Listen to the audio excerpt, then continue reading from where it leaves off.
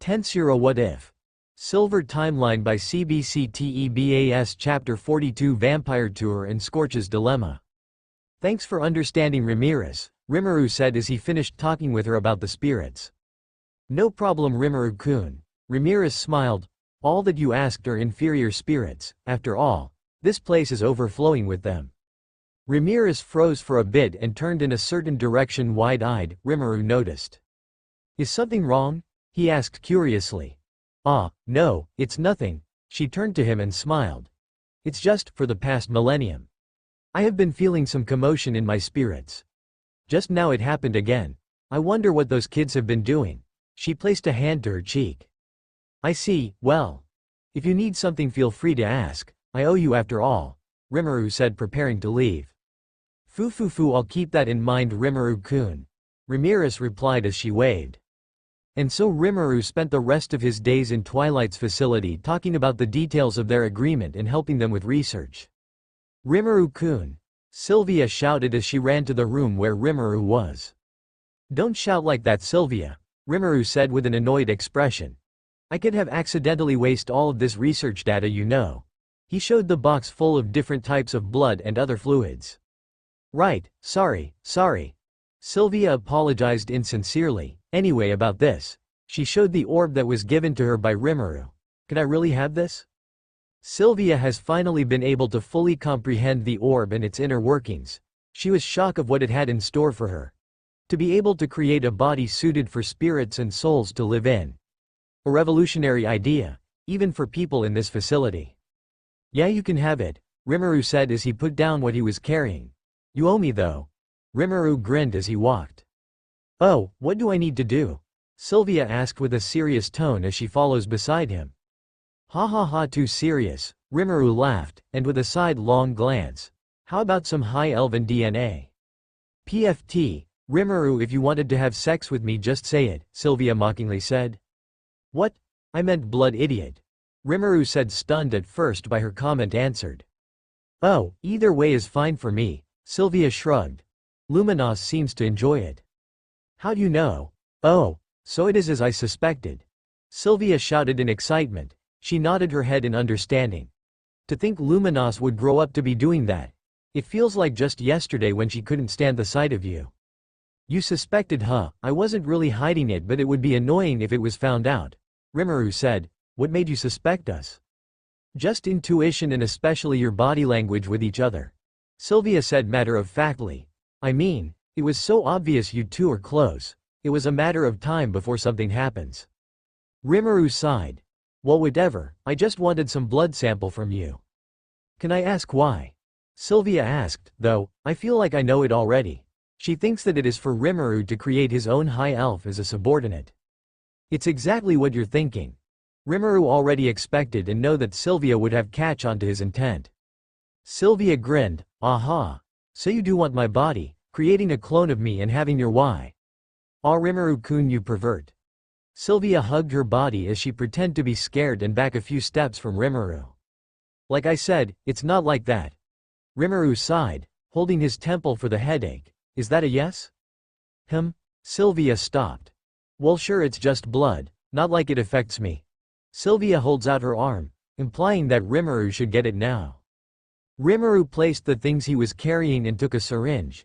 It was another one of the things Rimur and Jahil improved. The syringe in the facility were not made with the safety of the subject being taken blood from. As Rimuru and Jahil repeats their test with certain test subjects, it was necessary to make sure they live longer. With that in mind, Rimuru took 2 full vials of blood from Sylvia. After it was done, Sylvia said her goodbye and left to continue studying the orb. As it was the night time for the 5th day, Rimuru finally went to his room to rest. He was currently thinking about the things needed to be done after the returns to Citadel. The construction of the spirit facility is doing fine, that should increase the average strength. The number of worlds are getting overwhelming. Should we change home base? No, the universe that Veldora gave me is the most optimal. After all, only the island exists in said universe. Then should I, as Rimuru mulls in a quiet voice, a knock was heard from the door. He sat on the bed, come in. Once he uttered, the door opened revealing Luminos. Lumi? Did you need something? Rimuru asked as he stand up to walk towards her. Upon inspecting, Luminos appears to be planning to go out. Are you busy? Luminos asked quietly. No, not really, Rimuru said as he scratches his head. Do you want to go somewhere?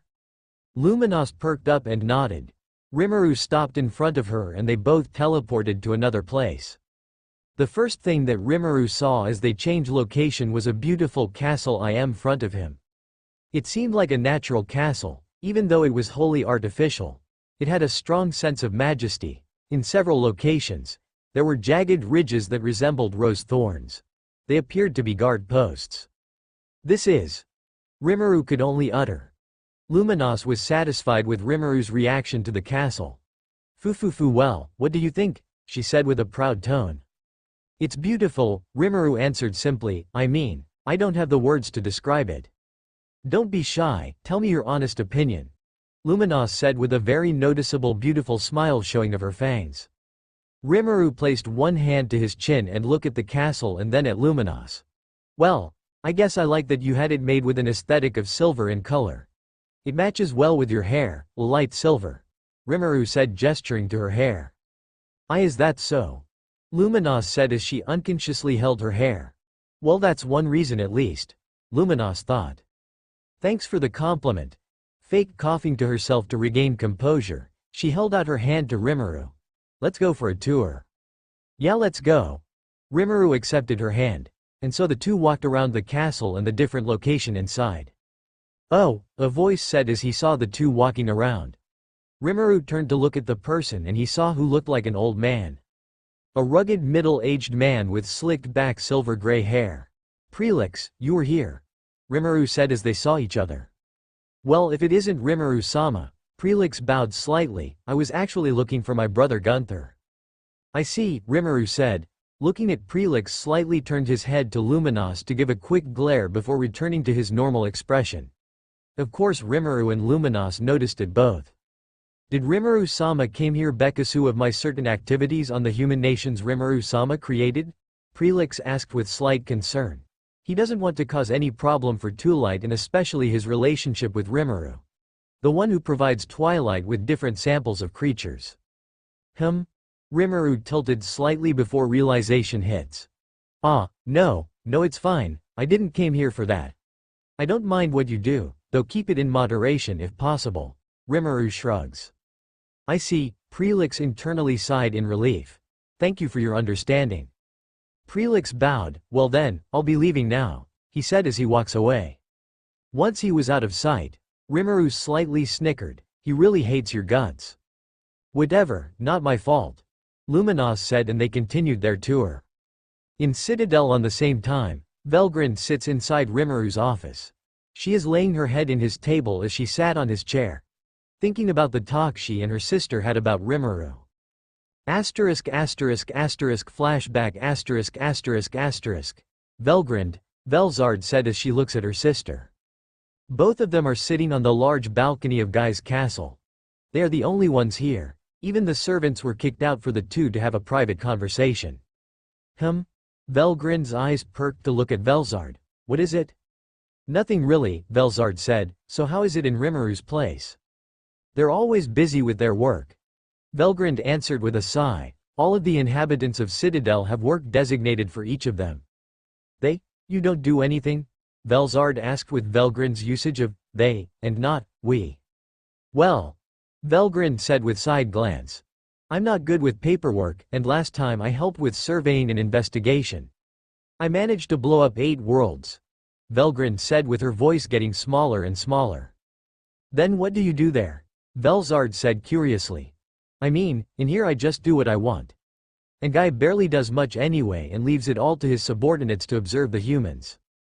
Oh, well, in times that there is a fight the others can't manage I come as support. Velgrind answered enthusiastically. Though most times, I laze around Rimuru's office reading novels. Reading novels, huh? What genre? Velzard asked, curious with her sister's taste in books. Well, mostly romance, Velgrind recalled. Though I've been curious with the historical books and memoir that we have collected from the different worlds that Rimuru seems to have taken a liking to. Sometimes I even read some Arrow. She stopped herself from saying anything more. What? Velzard asked. What was the last word? Oh, nothing, Velgrind brushed off. Why do you ask anyway? Changing the topic. Nothing much, romance huh? So you always read in Rimuru's office, doesn't it bother him? I asked that once, he said it doesn't bother him and it actually helps with his mental exhaustion. How exactly? Velzard couldn't think. How would it help? If it were her, others would just annoy her if she is doing something. He didn't answer and just laughed it off. Velgrind shrugs, as she sips her tea. Well, back on Rimuru, what do you think of him? Velzard asked, as she placed multiple soundproof barriers additional to the ones already placed. Velgrind placed her cup down and placed her hands to her chin, to which she leaned in. Well, it's Rimuru, how should I answer? Velgrind couldn't quite put it into words. At first I thought he was a battle maniac like the rest of the demons. I mean he is. But he is actually a serious guy with his work. Velgrind started. He loves to do weird research with Jahil, he mess around with the other primordial demons. He also dotes on Lei, which he doesn't realize. Whenever I'm with him, I feel all warm and fuzzy, he's just comfortable to stay close with. Velgrind smiled as she continues. That's probably why I stay in his office often, though, I've been feeling some chest pain few times when I'm with him. Velgrind said gloomily. Is that so? When do these chest pain happen? Velzard asked. She could already guess the entire situation with the information she got. I think whenever he dotes on Lei, also just yesterday when he plans on visiting Twilight's facility. Velgrind tried to recall all of the times she felt hurt seeing Rimuru smile with someone else. I see, Velgrind. I'll rephrase my question then. What do you feel with Rimuru? Velzard could guess that Velgrind is clueless with her own feelings. She needs a small push from her big sister. What do I feel? Velgrind repeated the words as she tries to process it. She sat down properly. Well, I don't know. A good friend? A fun person to be with? She answered in a questioning tone, like she was looking for someone to confirm her own words. Do you want me to tell you what I think? Velzard said. She needs someone to confirm for her, she doesn't want to admit it, huh? I think you like Rimuru, romantically speaking. L like Rimuru. Velgrind repeated. Velzard nodded her head, and the pain you feel is probably jealousy. Am I in love with Rimuru? Velgrind asked herself. You don't have to force yourself to admit it, Velzard said, trying to reassure her. Just think about it for a bit. Asterisk asterisk asterisk end flashback asterisk asterisk asterisk asterisk. Velgrind sighed as she placed her head on Rimuru's empty desk. Me and Rimuru, huh? She muttered to herself. She heard a knock on the door, she sat straight and then walked towards the door. Opening, she saw Lei on the other side. Seems we have some trouble, Lei said to Velgrind.